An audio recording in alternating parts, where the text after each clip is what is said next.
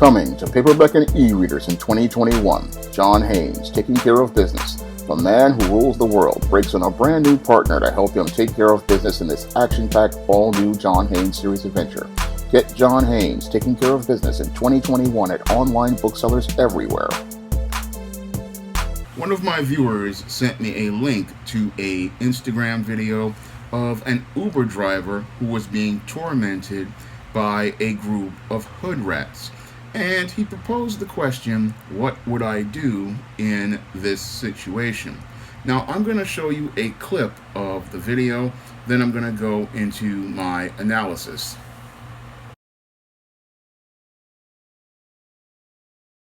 Fuck the man! Fuck the nigga, and I got corona. Yeah, what's up? Fuck you too. Hey, hey! What you gonna do? What you gonna do? Don't my property. You about to get your ass on shit. Now you about to get beat the fuck up. Yeah, now you about to get beat the fuck up. Now you about to get beat the fuck up. What's up? You don't touch my property. You don't buy it. You don't buy it. I bought it. I work hard for it. You're not in the middle of nowhere. So what's up? So Bitch ass did it like this? Kick us out in the middle of the fucking thing? Are you stupid? I really have to like do something. Did I told you to get out in the gas station? Now, if you look at the video, you can clearly see that there are 3 of these hood rats in the back of this man's Uber, and it looks like this man has had to tolerate these women's rowdy, loud, and abusive behavior all throughout the journey on this trip.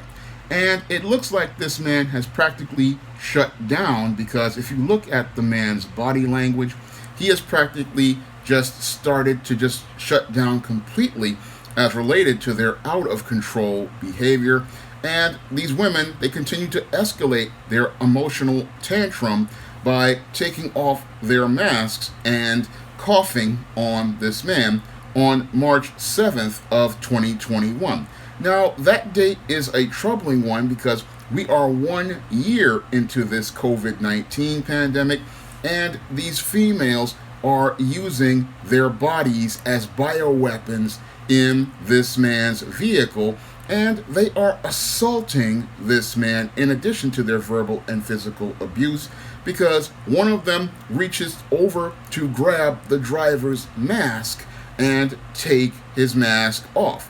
Now, these females know what they're doing is wrong, because they know that this man has a recourse in his cell phone, and they snatch his cell phone so that he cannot call law enforcement to defend himself. Now, this is a classic behavior of your out-of-pocket and out-of-control female. She knows she's out of line, and she'll still continue to participate in this behavior and then want to keep you from contacting law enforcement to defend yourself. And this man probably felt powerless in this situation because, like many men who have been conditioned over the last 30 years, we have been taught, oh, you can't put your hands on a female, but the whole thing is you really don't have to put your hands on raggedy females like this. What you do with raggedy females like this is you go out and you start driving towards the police station, or you get out of your cab and you flag down a police car, and this is how you defend yourself when dealing with out of control, loud females like this. Because in situations like this, when you start to drive away from them to the police station, all of a sudden you're going to start hearing them say, "Let me out of the car, let me out of the car." And all you have to do is unlock the doors, and they'll start bolting out of the vehicle. Or when you flag down that police car, they're going to start bolting out of the vehicle, because these females hate accountability. These females hate responsibility. Or you can also step out of the car and say, "I am not driving anywhere because you're out of control." And that also shuts these females down, because when it comes down to these rowdy, out of control, out of pocket females, there are ways to check them, but most men do not know how to check them because they have grown up in these gynocentric, female-headed households And because they've grown up in these gynocentric, female-headed households and this culture that tells them, oh, you can't punish a woman, they think that they have no power, but you do have power in these situations. Because I have seen bus drivers who have dealt with these loud, out-of-control women by saying, okay, you don't want to pay your fare, then this bus isn't moving anywhere. And then all of a sudden, the female winds up bolting off the bus because she sees that this man is taking a stand, and she's not going to get away with her out-of-pocket and out-of-control behavior.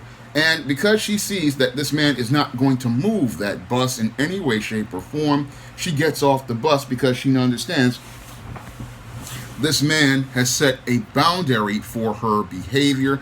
And in fact, what happens is, if she doesn't move, other people, they start looking at her and she starts to get embarrassed. So she stops acting out of pocket. And that's what a man does. He's like, okay, you want to act a fool, then I will shut everything down. I'm not going to sit here and tolerate your behavior. And these females, they will sit there and try to pull this type of out-of-pocket behavior because no men will hold them accountable. And sadly, too many males out here are too afraid to hold these females accountable. And that's why they continue to escalate their behavior to these even crazier fashions, because nobody will sit there and hold them accountable for their actions. They never got discipline from their fathers in the home. They never got order from their mothers in the home. And the only thing they saw was their mother acting just as raggedy and just as ratchet as this out here. That was their model for womanhood. But it takes responsible men to step up and hold females like this completely accountable for their behavior. Because if we don't hold them accountable for their behavior, they're going to go out here and continue to believe that they can just go out here and act a fool and nobody can do anything to them. And that's a bad standard for your women, because again, as part of the old African proverb, it states, a race can rise no higher than the moral position of its women, and as your women go, so goes the race. So if your women are going out here like this, acting a fool in public, what direction are they taking your race in? What direction are they taking your community in? That's the critical question many people need to ask as related to the behaviors presented in this video. If your women are loud, emotional, violent prone, and have no discipline during a pandemic and want to use a deadly disease as a weapon on people in public, what does that say about your women in society? That's a critical question people need to ask as related to this kind of behavior. And again, what I would do in that situation is step out of that car and say, this car is not moving until you either get your behavior together or you can exit the vehicle and go find yourself another vehicle. That's how you deal with this type of female. Or in another case, you just either, again, wait for that police car to come and flag that officer down and let them know, I've got video of these females going out here. They are assaulting me by taking my mask off during the pandemic, and it's a federal law for me to have this mask on, and you are physically assaulting me by coughing in this vehicle. Because if you did this on a plane, what the federal marshals would do is arrest you for a federal crime, and you would wind up getting locked up. That's what would happen to these females if they did this on a airplane or an Amtrak train, or they did this in a public city bus. If they acted like this, these women would be arrested for assault, and they would be having to explain this to a judge. And the same Uber driver, he needs to establish that same standard for himself, because he's got video evidence to show these women are just out of control. And again, they are committing the crime of assault, and they need to be arrested and prosecuted for it.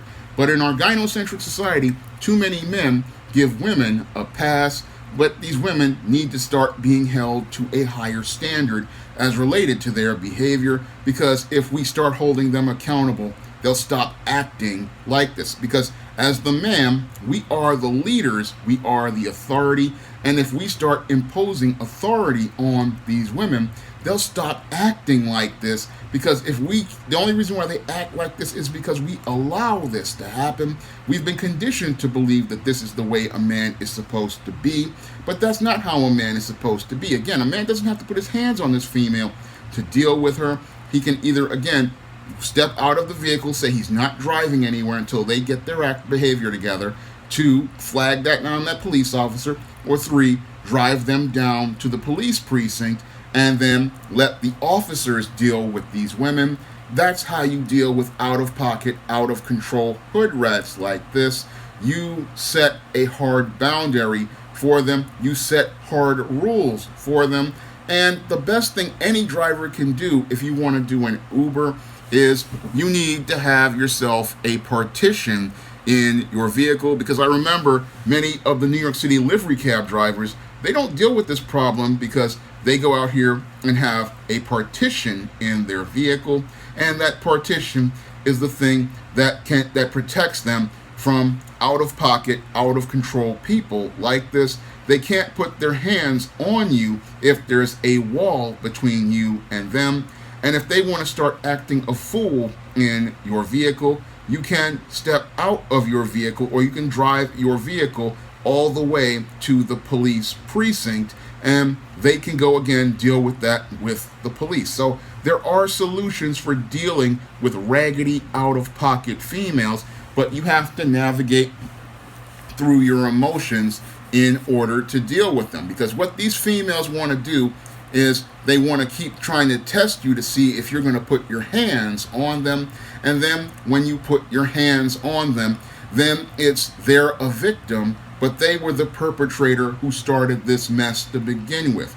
Never put your hands on raggedy females like this. Leave that for Skillet, Bam Bam, and Jamarcus. They will deal with them in that fashion, not you. You have too much to lose to deal with a raggedy female like this, and the best thing to do is let the law deal with them, and then let Pookie, Bam Bam, and Jamarcus deal with them, because once they deal with them, they can put their hands on them, and when the police officer puts his hands on them, there's not going to be any sort of victim narrative, because in his report, he's going to say they were resisting arrest. So they're not going to go out here and start that mess with that police officer, because if they put their hands on that cop, he's going to put his hands on them, and they can't come out here saying they're a victim, because once you put your hands on a law enforcement officer, then it's a completely different story, because then that officer has every right to defend themselves,